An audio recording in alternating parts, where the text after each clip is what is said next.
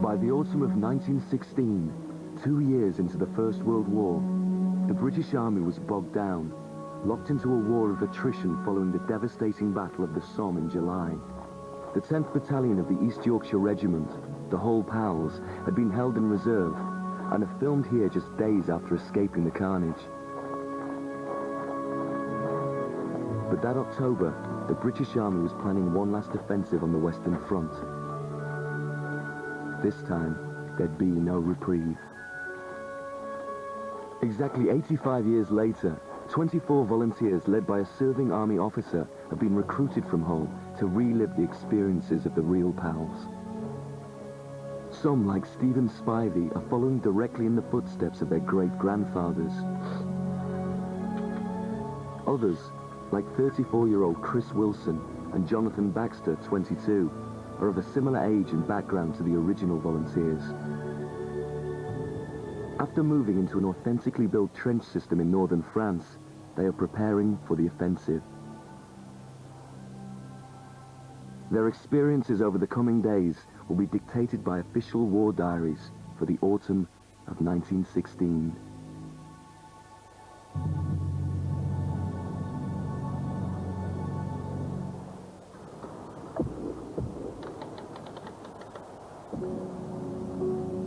On the morning of the 24th of October, the Hull Pals were waiting on the firing step, about to take part in a full-scale attack involving tens of thousands of men along 4 miles of the front line.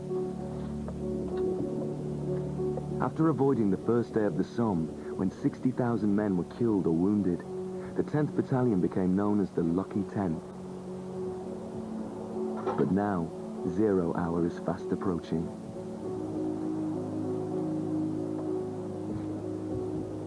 You always had that fear of what they could see and whether you were going to get a shell or not. You lived from day to day. You can't get rid of that fear.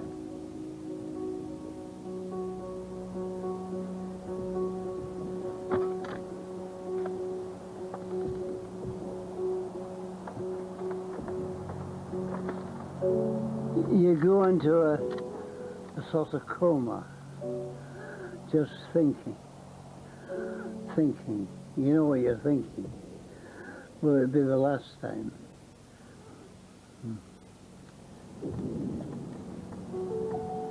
Lovely sunrise, boys.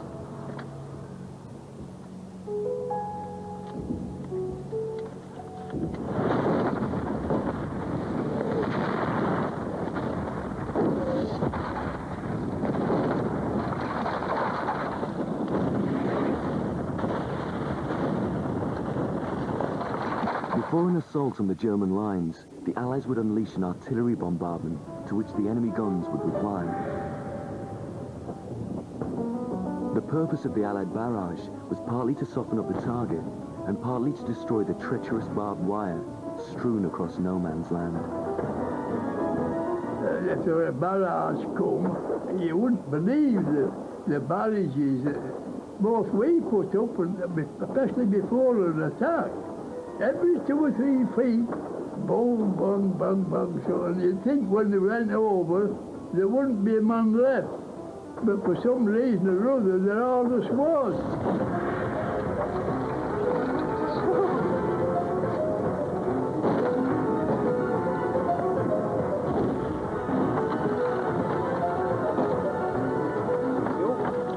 Brigade stood down the attack.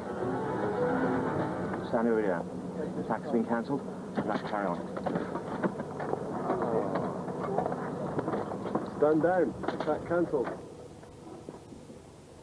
The war diary records that on that day, exactly 85 years earlier, the attack was temporarily postponed.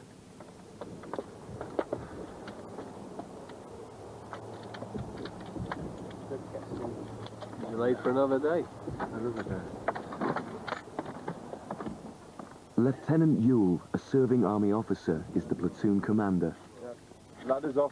onto the rear, onto the paradox. If the Hun come over it. The bombs weren't real and there was no mortal danger, but the men still had strong reactions to the planned attack. I tell you, it was... What I didn't want to do was stand here. I either wanted to go that way or that way. It was standing here that was getting me. And I can understand now about people saying you either run away or you go charge for the enemy. But what I didn't want to do was to stop here. I wanted to get on with it. And there might have been at some point where I might have actually gone that way, which is not the way you're supposed to go. Or even, but just standing here, I didn't want to do it. Waiting for And that's not being brave, it's just like, do something. I think waiting is a killer though, isn't it? Yeah. You know, what these lads, what they went through, they've counted down the last 5 minutes of their lives. We've all got psyched up, because with something like this you have to get psyched up. And I'm sure the lads, they do, you know, physically and mentally, you could have psyched yourself up, or a lot of them wouldn't have gone over.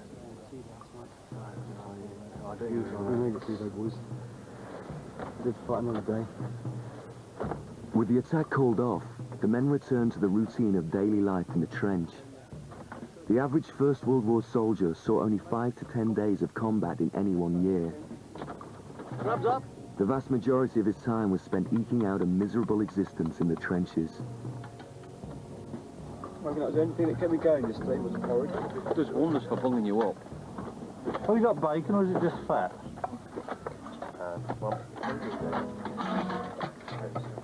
Everybody happy?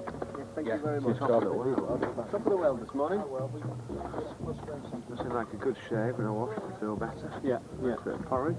What we could do with some sun. Nice bit of sun. Dry our clothes out a bit then. Yeah. What was them sausages about last night then? Oh, I ate some. I am. I went straight to the latrine. Steve Spivey felt mixed emotions while waiting on the firing step.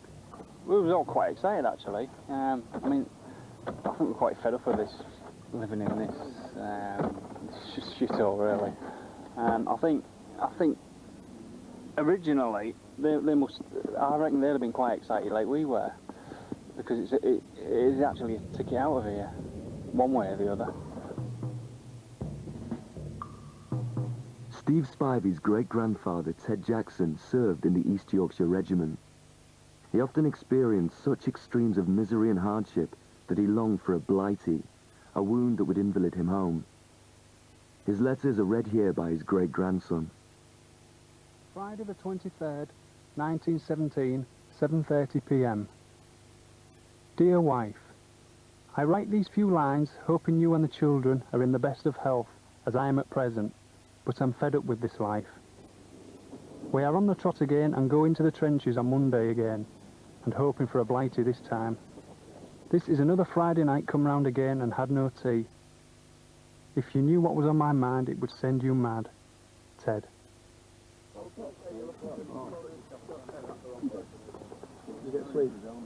After breakfast, Chris Wilson takes the opportunity to write home. At 34, he's married with 5 children. I'm missing him. I'm just telling him a bit about what we're going through in here. But yet again, my vocabulary is failing me miserably. I think it's more of a letter for me than for them. It's a long night last night. You've got a lot of time on your hands to drift away. Well, not so much to drift away, but to think. After about 26 hours without sleep, you start to things play on your mind for a while. The Army Postal Service was remarkably efficient. Most letters to and from home arrived within a couple of days. The mail was collected in London before being shipped by steamer to Boulogne, Calais or Le Havre. From there, letters and parcels were taken to the front by train or lorry. Once the post arrived in the trench system, it would be carried up the communication trench and delivered to the officer in charge of the front line for distribution to the men. The effect on morale could never be overestimated.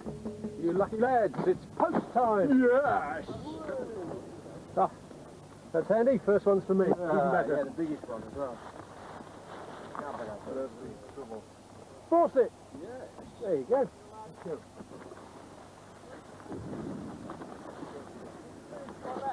Chambers! There you go, mate.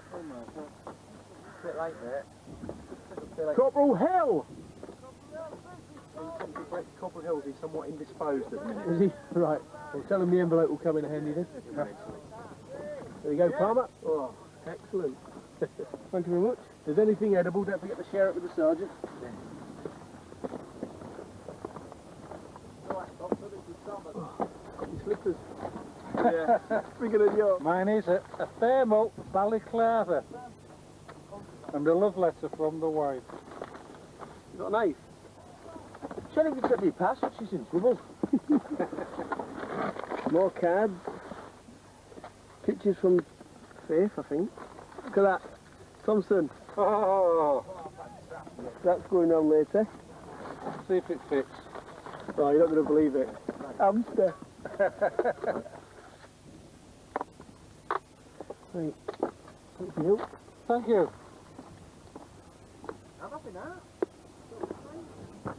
If we had a parcel from home, I used to get one occasionally, about every fortnight. And in that parcel there would be an ounce of tobacco, 2 packets of 20 cigarettes, some sweets, and a few cakes. And the cakes, chocolates, anything else, was all divided. And she had a pair of clean socks. The fellow had some with some holes in. He had the clean socks, threw the others away.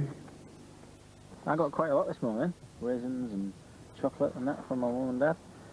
A couple of cards for my birthday, which was day before yesterday. This morning I was, real down in the mouth. I was, I don't want to be here anymore, sort of thing. I want to go home. I'm missing home, and you have something like this and it pecks you up no end. Newspapers from home often arrive with the mail. That's all I do. Look at the pictures. Those scanty women. No pictures there, my friend. See if there's any lookalikes.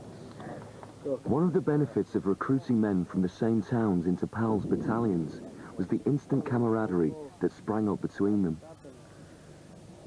A similar team spirit has developed in the trench. Mark Palmer and Mark Thompson, nicknamed the Bantams because of their size, are inseparable. Last night they carried out a special operation. Excuse me, everyone was really cold. It was Freezing, totally freezing. a lot of the older chaps. There was asleep and there was chattering. You could see them physically shivering. We discovered early in the day where the blankets are stored, so me and Palmer went and robbed them and issued them out to every single one of the men, a blanket, to keep them warm, and then took them back this morning. 1 or 2 blankets could be issued to men on active service, and small fires could be lit in the support trench. But blankets were rarely allowed into the front line, for fear that men would become too comfortable to remain vigilant at night. Blankets were often stored in the support line or the officer's dugout. Yeah, on sniper post. Got gas smoke on top. Chris Garner and Chris Wilson have also formed a close friendship. The nights really do feel interminable when you're in them. We acquired some blankets From somewhere. from somewhere, but And replace them. and then replaced them. Then replace them. But that was a lifesaver. You'd Yeah. had a few. Would have been stiffer this morning, i.e. dead. Can't have had those blankets. I think if it hadn't been for the blankets, you'd have had a couple of people that would have been in a bit of trouble. Yeah, It was cold, wet, and miserable. yeah. Right, sorry lad, can you just put the balaclava off? I'm just checking your hair. Captain Ingram, the company commander, carries out a routine hair inspection. In a minute, one at a time. Every aspect of daily routine was by the book, including personal hygiene. Hair had to be regulation length. Borderline. I'll let you away with it. Yes, you're fine. You'll be alright. Thanks, sir. I know, you might need a little trim up the back. You're getting close to the collar. Johnson's going to get to it, don't worry. Okay. He's a good man. Okay. Very confident. Nothing like a haircut in the morning. Nothing like a haircut in the morning. Jonathan Baxter, a committed Christian, has been nicknamed John the Baptist by his mates.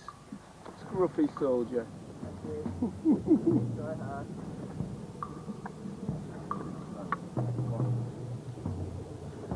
You got the best hairdresser I've seen. What colour's easy section? Will they? They'll call us the pretty boys. The hygiene's very important, especially shaving, because after a couple of days, if you don't grow a beard or anything, what you haven't shaved can become quite irritating. So just keeping that up, shaving it every day, it makes you feel good. Actually, it makes you feel a bit cleaner, and also washing, your face, your armpits, and your private bits and stuff.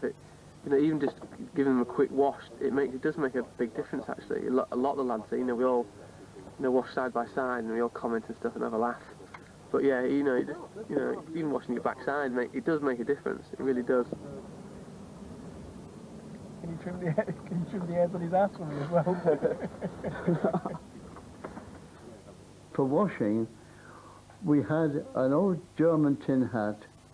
We had some water there which was petrol tainted, and 3 men washed in the same water for the greater part of a week until we could change it in the same water, because we don't use drinking water for washing in. And that was pretty, shall I say, juicy by the end of the week. We'll be back again. Not enough this time. We'll be back again in a minute. Supplying close to 2 million British troops with water for drinking, washing and shaving was a major logistical challenge. Sourcing the water was the responsibility of the Royal Engineers. It came from wells, rivers and specially drilled boreholes, but was always scarce.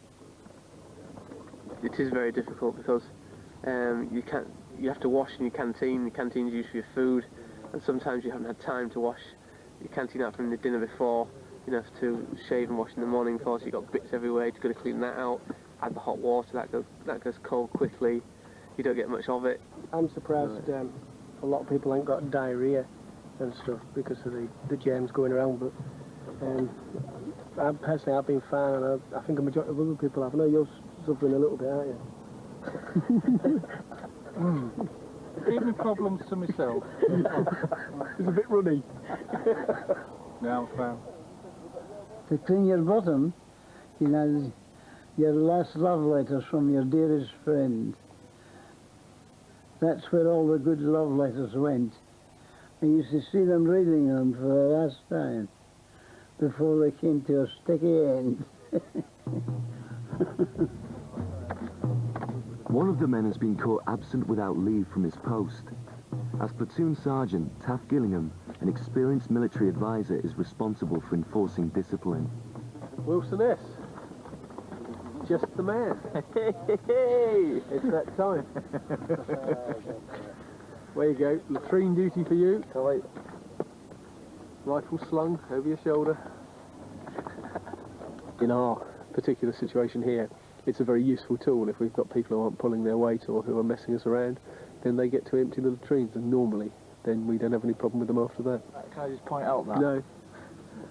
Yes, I am not the only one. But if you'd like to come and grass up the others later, we'll make sure they get to do latrine duty for the next week or so. No, that's not the sort of person I am, I'm afraid. I'll take the rap for the rest of them. Good man. That'll be you cleaning the latrine out for the rest of the week then. Where you go. I said to my pals, I'm not going on that parade. And when I went on to the next parade, I went before the colonel, and I was given 3 weeks punishment. And the punishment was every moment I was off duty or not under instruction otherwise, I had to empty these big helmet-sized latrine buckets, pour away the liquid, and then take the solid to the furnace to be burned. And I did that from Reveille to sunset. At home, obviously, you've got locks on your doors, in the bathroom, so you can do whatever you want in private. Whereas here, it's just an open gangway. Anybody can throttle down, see what you're doing. Like I said, there's just that enough space to see that there's somebody here and they're busy, so they respect the privacy and wait till they're finished. But I think everybody's getting on with it and coping with it, and it's just one of those things you've got to do.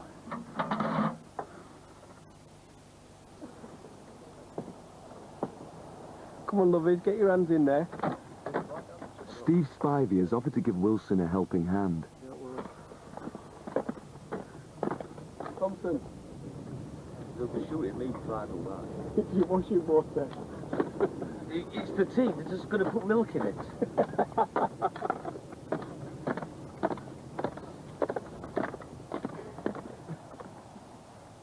Men in the front line had to stay awake all night, keeping watch and working on trench repairs. They were only allowed to sleep in the afternoon from midday until 4.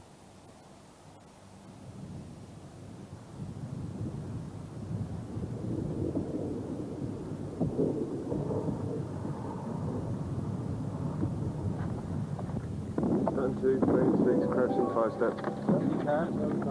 At dusk and dawn, soldiers had to stand to for an hour, fixing their bayonets and standing on the raised firing step, ready to defend the trench when it was most vulnerable to attack.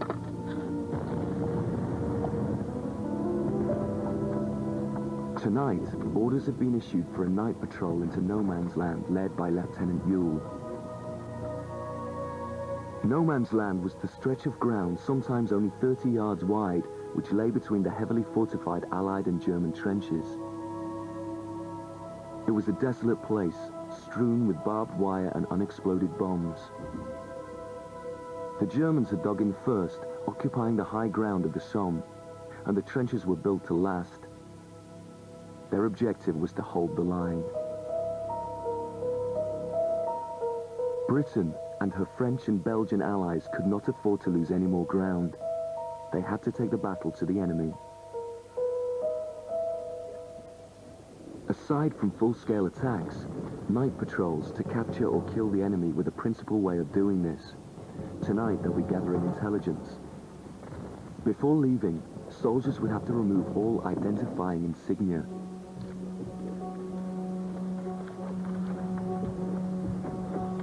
Jonathan Baxter and Chris Wilson will be in the forward party with Lieutenant Ewell. Protection, and if necessary, covering fire, will be provided by 2 further men, one on either side. Steve Spivey will protect the left flank. Mark Palmer will be on the right. I was just talking to Baxter, who's coming with us, and he was saying, oh, what do you reckon our chances are? And I said, well, I think my chances are alright, because like I say, I'm on the protection party, and I think he's quite worried that, you know, something's going to happen. I mean, if we don't come back, we don't come back, do we? But that's the way the cookie crumbles. There you go. Look after that. I will do. Palmer's coming back, because if he's volunteered for something, I'll be chasing him with my bayonet. If he ain't coming back, he's in trouble. Because I'll have no one to play with. Before he goes, Spivey will have to turn in a pocket watch, which has great sentimental value. It was my great-grandfather's. It's inscribed 1914. I'll show you if...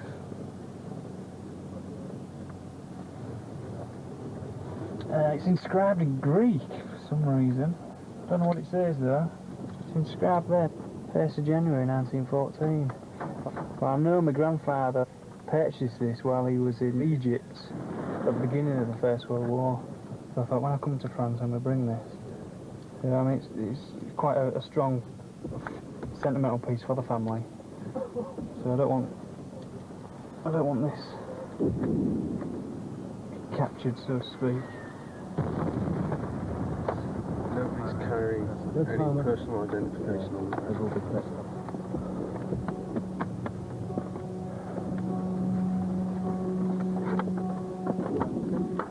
Spivey is the first to go. The men have to crawl out on their bellies to avoid being seen. Good luck, sir. Next is Lieutenant Ewell, followed by Wilson and Baxter.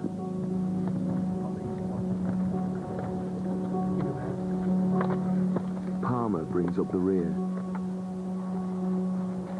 White tape would have been pegged out by previous night patrols, showing a safe route through the barbed wire.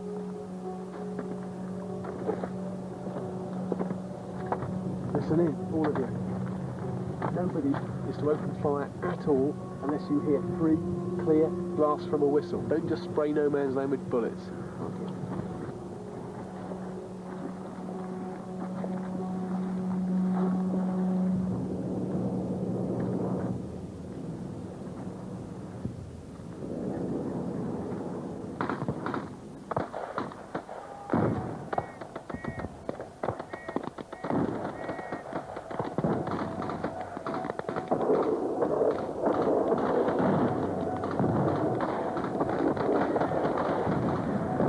The men have been spotted and are forced to retreat. Palmer is the first to make it back to the trench. Ground's real slippery. We was just right behind Mr. Yule and fire up and to the right was machine gun fire. So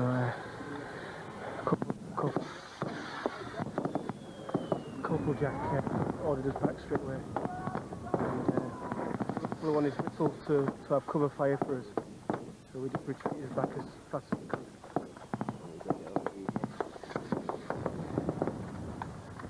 Spivey has also made it back in one piece.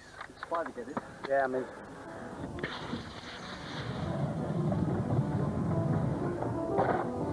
No one is sure whether Wilson, Baxter and Lieutenant Ewell have been captured or are just stranded in no man's land, illuminated by flares or Very lights.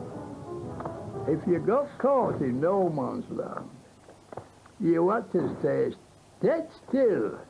You want to move a muscle if you could help it, because the slightest movement showed up and your sniper would get you straight off.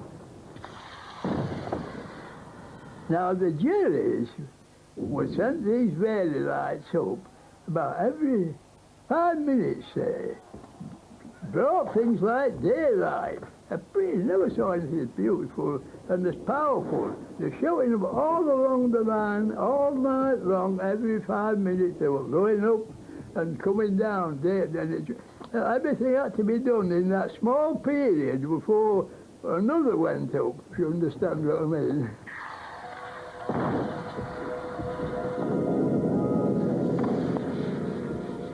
Someone spots Lieutenant Ewell in no man's land. Lieutenant Ewell, don't fire. Don't fire.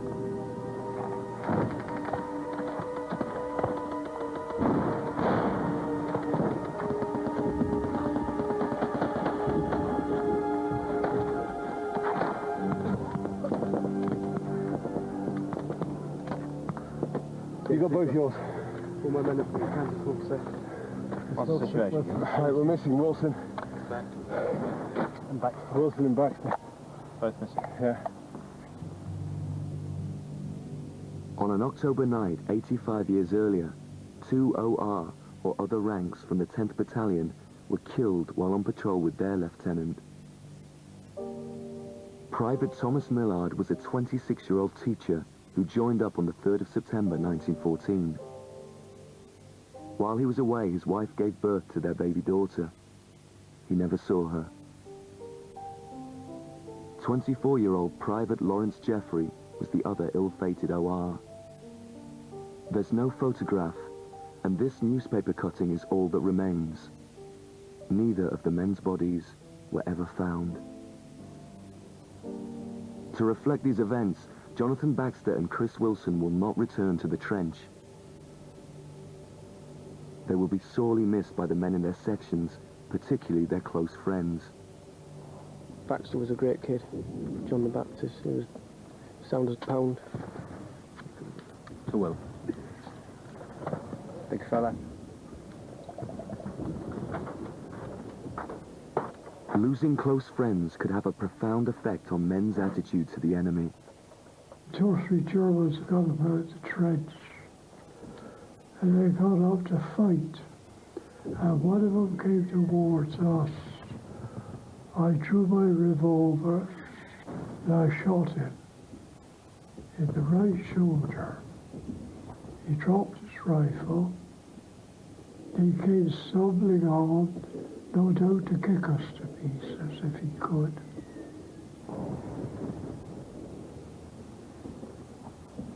I have 4 seconds to make my mind down.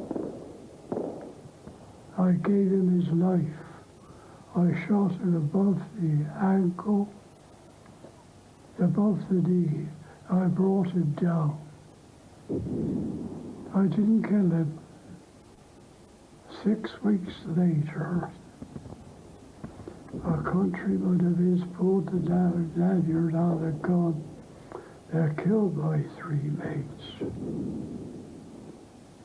If that had happened before I met him, I had damn well killed him.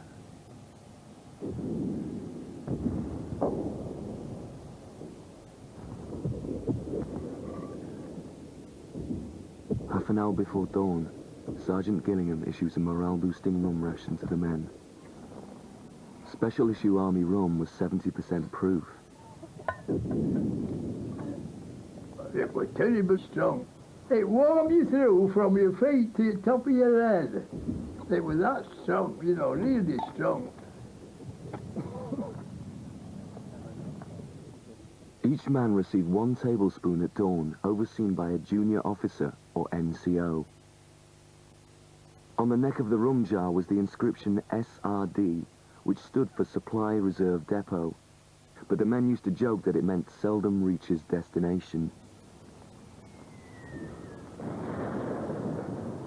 Anybody who was that way inclined and wanted to drink, there was a great rush for the rum jar.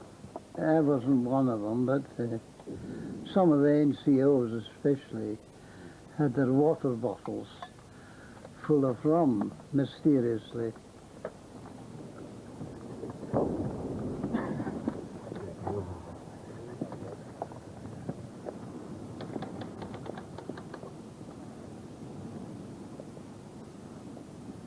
During the night, the Bantams have pulled off another special operation. Yes, mix some whiskey, didn't we? That's also for a flask of whiskey. Yeah, we just think of stuff, don't we, just to keep ourselves going. And it gives the other guys something to talk about as well, and that. So yeah, we did. It was the lieutenant, he had a bottle, so we helped ourselves to it. It's only a small amount, just filled a hip flask. Each section of the platoon is led by a corporal. Does anyone know where Baxter's greatcoat and his ground sheet is? Corporal Hill has been dispatched to collect Jonathan Baxter's greatcoat and ground sheet. I think that's a greatcoat, yeah, I don't know where his ground sheet is. Well, there's one here. It's been through the pockets, Corporal. Yeah. Anything worth keeping? Yeah. Plenty of toilet roll, he must have cried a lot. We were trying not to be too ghoulish about his kit yesterday, so we made light-hearted fun about, well, I'll have that and I'll have that. John's someone you could talk to and have a chat about things. So, I don't know if in the next few days or whenever I felt the need to talk about religion or something, I mean, John might be someone I could talk to and just say hello and... But I don't know, we'll have to wait and see. I think with somebody going, you can't, until it's been a day or so, you don't really feel the effect of it. But, no, you will be missed. You will be missed. As was the custom at the time, the men have all left instructions about what to do with their post if anything happens to them. Sergeant. Fawcett, sorry, for Baxter. Right. Baxter was very keen that he should share this amongst his mates. All right. So if you'd like to distribute that. Says what kind of guy he is, actually. And I'll make sure all these letters get returned to his family. Lads, John's left the parcel for our benefit. He says it's kind of I think he wanted it to be open for us. Oh, nice one. Oh, look. Active Service Testament. Yeah, that's because we were saying on Yeah. that. Oh, that's I think, bag of sweets. oh, nice one. Well done, fella.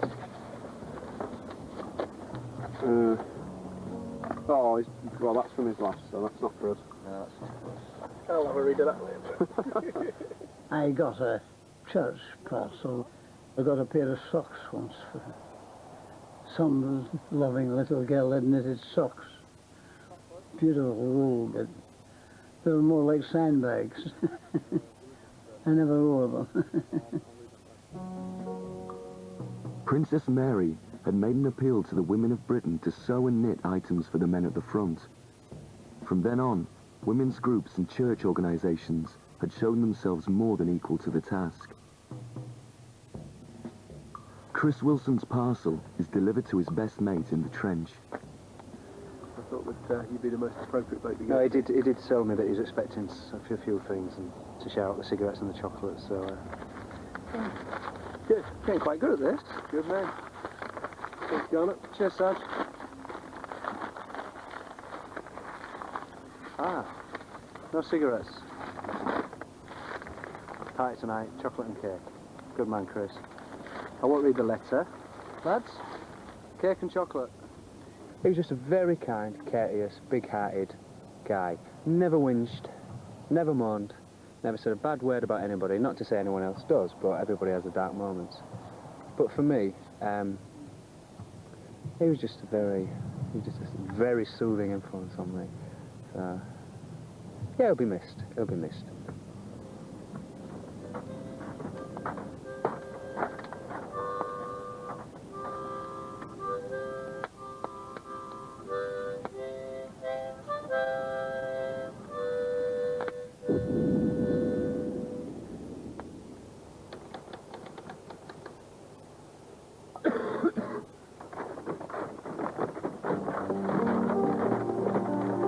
After more than 48 hours in the front line and with the attack still on hold, the men are relieved from their post. They withdraw to the farm where they're billeted when they're out of the line. Ackroyd. Sir. Baxter. Missing, Sergeant. Bellamy. Sir. Fawcett. Sir. Wilson C. Missing. Womack. Sir. And Wright. Sir. 2 men missing, sir. Rest accounted for. Right. Right, gents. Word from headquarters is that the big push has been delayed, not cancelled. Get yourselves cleaned up, and then early evening, we've all been given a pass to go to the estaminet. However, don't overindulge Private Thompson, Private Palmer, because it's going to be an early morning start back up the line tomorrow, from what I understand. And if anybody's throwing up on the line of march, you don't get any sympathy from me. Estaminets were makeshift cafes or bars set up by French farmers to sell food and wine to men billeted nearby. At 8 o'clock, for those... The men got a chance to visit them when they were out of the line. Platoon, attention. Fall out.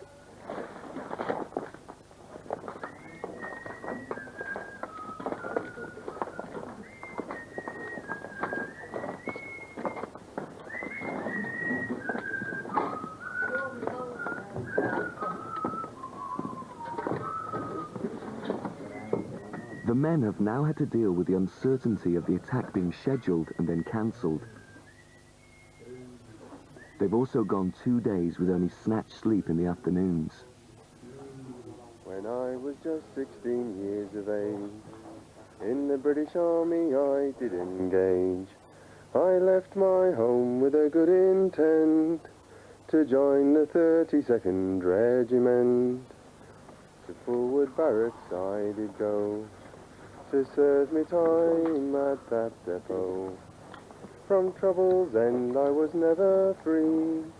My captain took a great dislike to me. With loaded rifle I did swear I'd shoot my captain on the barrack square. I aimed my rifle, fired to kill. I hit my colonel against my will.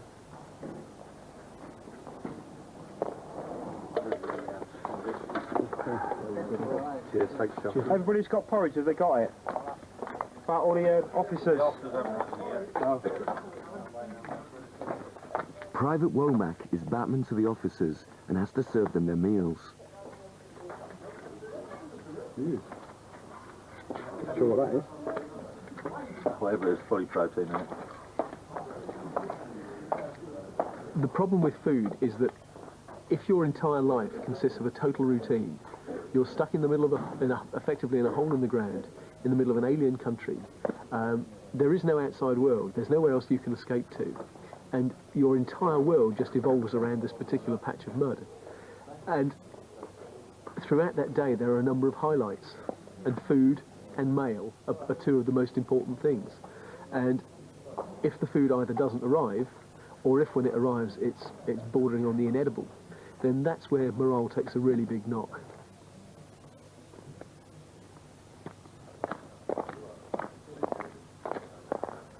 Now the men are out of the line, they have time to reply to the letters they receive from home. I'm writing to my wife Kerry, because she sent me 2 or 3 letters, the mother has, and the kids have sent pictures, and it's been really the first opportunity that I've had a chance to put pen to paper. Jessica has sent me this, which I think is a great picture. I'll treasure them all forever anyway. And it just says, "I love you and miss you so much," from Jessica Palmer. It's really warming. It's great. And my youngest daughter Faith has sent me another one. I ain't quite fathomed out what it is yet, but she's really, because she's 5 and really dependent at the moment, and she's really missing me as well. So, but it's great to receive these. It's nice to know they're thinking about me as well. Steve Spivey's great-grandfather, Ted Jackson, had a wife and 2 small children who depended on him. Dear wife, I received your kind and welcome letter and paper yesterday, dated the 23rd, and was glad to hear that you had received the registered letter all right. Kate, I would have sent you some money, but I could not get any English money. I have about £4 in French money. If I do not get skint and get some changed, I will send you a note in the registered letter. Kate, I will get you them little beads when I get to a place where we can buy them.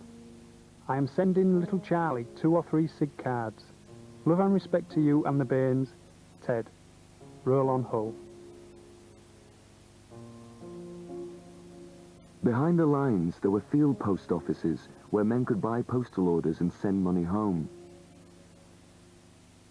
Ordinary infantrymen were paid 1 shilling a day, the equivalent of just over £2 today. From this, they had to save what they could to support their families.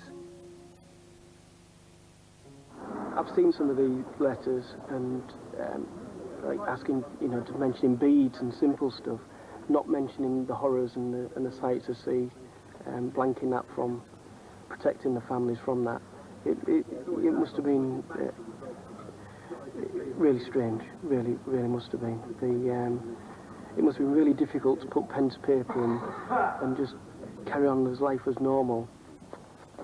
I bet someone would have loved to have wrote, it's hell, it's a nightmare, and God get me out of here sort of thing. But obviously they couldn't do that.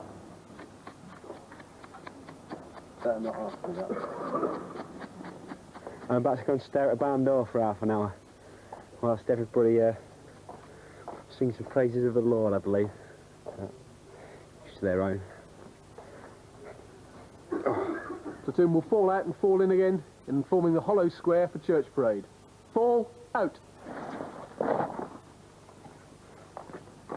Every Sunday, when they were out of the line, the men would have to attend church parade, whether they believed or not. 3 atheists, sir. Atheists, right, about, turn! Almighty Father, we bless thee this day for thine infinite goodness to us and all men. We thank thee for the knowledge of thy tender love and for the hope of life eternal revealed to us in Jesus Christ our Lord. We ask this in the name of Jesus Christ our Lord. Amen. Amen. Amen. Fight the good fight with all thy might. Christ is thy strength and Christ thy right.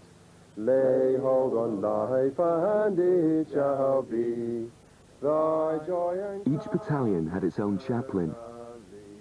Although the Church of England had an official policy of not allowing chaplains into the front line, many ignored this and were decorated for acts of bravery. The Reverend Thomas Newcomb was one of the chaplains who served the Hull Pals. He was awarded the Military Cross for bravery after bringing in the wounded under heavy fire during a battle. He continued to minister to the wounded even after he himself was injured. Goodbye.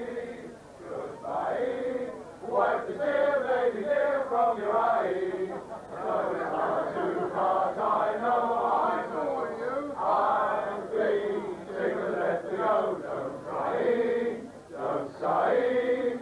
There's a silver lining in the sky. Once more, old thing, cheerio, chin chin. Now, food, toodaloo, goodbye. We've just sung a rousing cheer to those brave guardsmen, but as a Yorkshire regiment, why are we singing about basically Londoners? I suggest the old Ilkley Moor Bar touch. Where Rasta Vincent's on Ilkley Moor Bar touch, then we shall have to bury thee.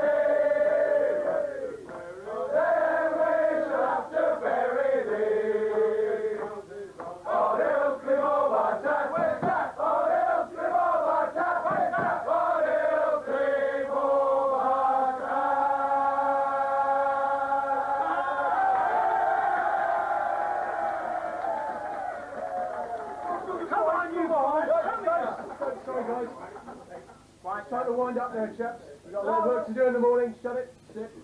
All I would say, so far, 16 platoon, we've lost 4 blokes, 3 in enemy action.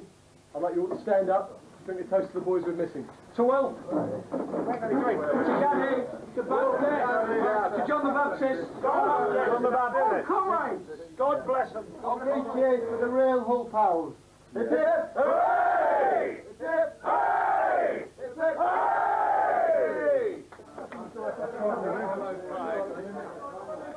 The songs that we sang in those days, oh my, I don't want to die, I want to go home. They were songs that were sung, but they weren't just emotional songs, they were humorous songs. And Take Me Back to Dear Old Blighty, Take Me Back to London Town. These songs were known and heard by the Germans, and they thought it was a sign of lack of morale, and it wasn't. It was just our own humour, the way of keeping up our morale.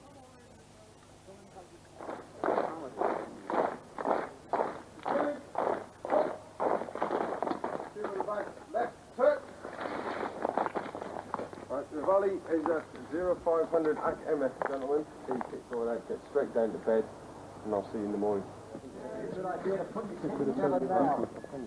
Even when they're resting at the billet, the platoon have to post sentries throughout the night. I'll put tight 8 till 9, yeah? 10 to 11. Mine done it yet. So Where's tight? Is that 8 including you? Sorry. 4.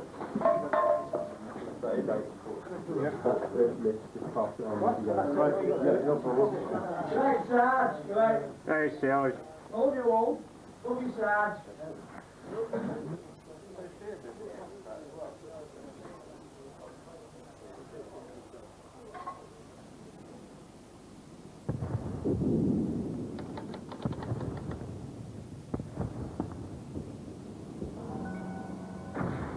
According to the war diary, enemy artillery was particularly active during the period leading up to the Battle of the Ancre.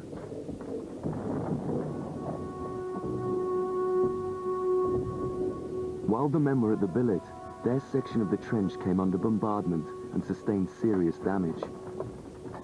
As the incoming platoon, it's now their responsibility to make the repairs.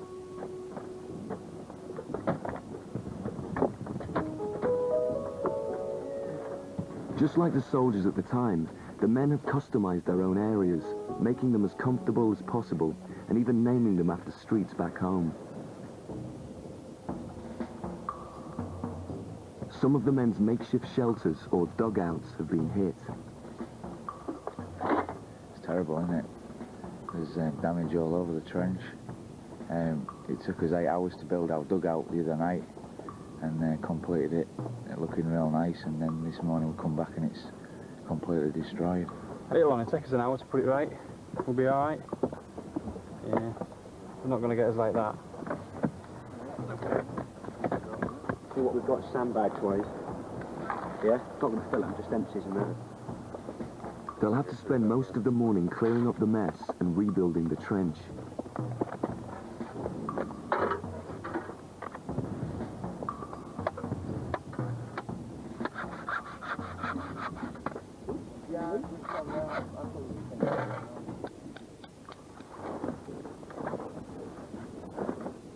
This is our bench seating, somewhere nice to sit. And I think the lads have decided we're dedicating it to John Baxter, missing in action. Hopefully we'll get a little bit of an inscription across the top. And Corporal Hill suggests that maybe we get Mr. Yule up here to declare it open so it can be sat on. I think that's a fitting tribute. Here you go, Mr. Palmer. Very smart. I love chair. Indeed. This is how you chase somebody up in the trench who's down. Dear John, crossed out Steve, I've realised in your absence what a lazy, born-idle, fat, ugly bastard you are, and so I've decided to divorce you.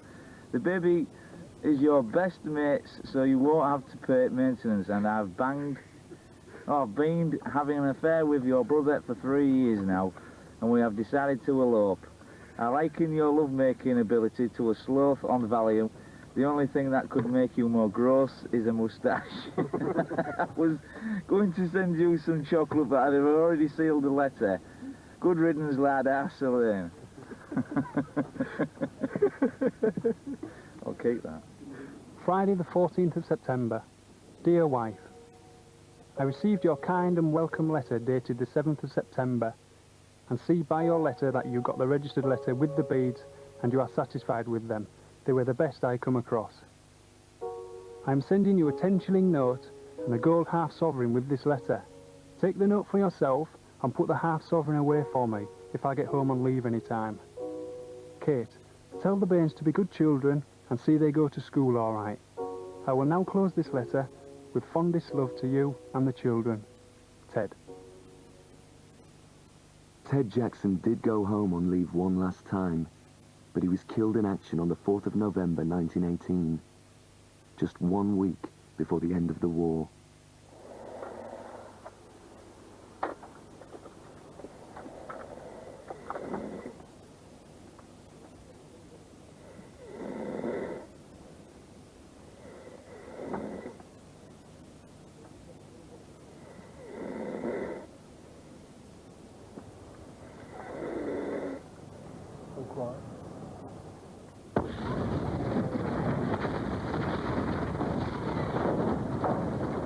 A huge shell has exploded in no man's land, leaving a large crater. The shell hole is 20 yards away from the front-line trench. It's about 12 feet wide and 4 feet deep. The men must now go over the top in daylight and attempt to capture it. Right, give the cover fire, go to that crater. Go. Corporal Hill is first over, followed by Private Bellamy and the Bantams, Thompson and Palmer. It was imperative to occupy any crater near the front line before the enemy could get to it. At the most critical moment, the Lewis machine gun is jammed.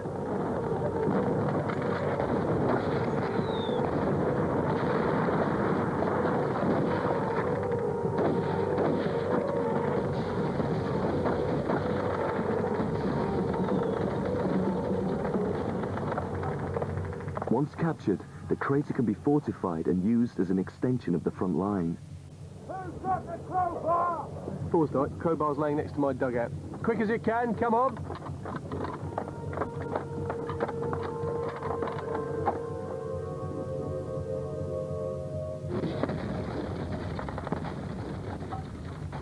Cut off in a shell hole, soldiers were exposed and vulnerable with limited supplies of ammunition.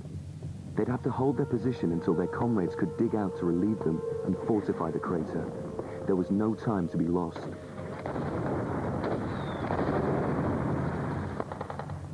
Okay, all we're going to do is stay put. You keep watch up front, the rest of you rest, okay? We're going to be here a long time. Get down.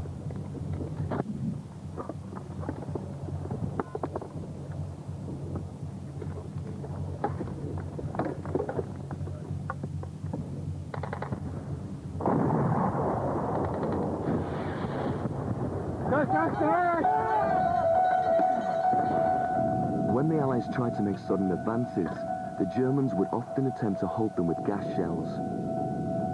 Gas terrified the men because of its appalling effects. If breathed in, it slowly destroyed the bronchial tubes. Unable to absorb oxygen, the men would then drown in the water generated by their own lungs.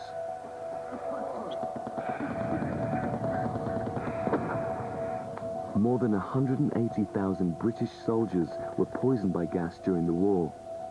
6,000 died as a result, and many of the survivors suffered the effects for the rest of their lives. Even before the gas is cleared, the men must begin work on another makeshift trench or sap.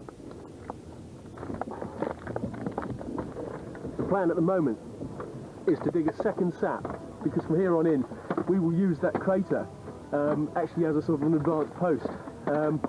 So, thank God for that. So what we're going to do is to sap out from two different directions at the same time.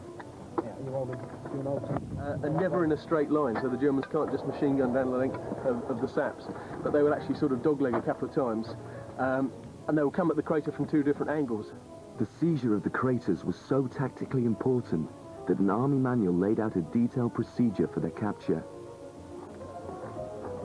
We'll probably make a one-way system, so you go out to it one way and come back the other, so you never meet. These aren't going to be deep enough to walk in, these will just be for crawling in.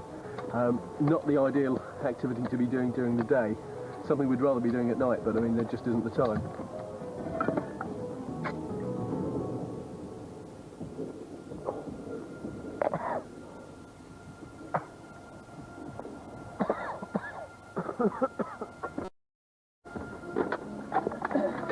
The tough, chalky soil of the Somme makes progress painfully slow. The men will have to keep digging late into the night to reach their comrades. The men stranded in no man's land have no way of knowing about the efforts being made. All Palmer and the others can do is wait and hope that the relief party will reach them in time.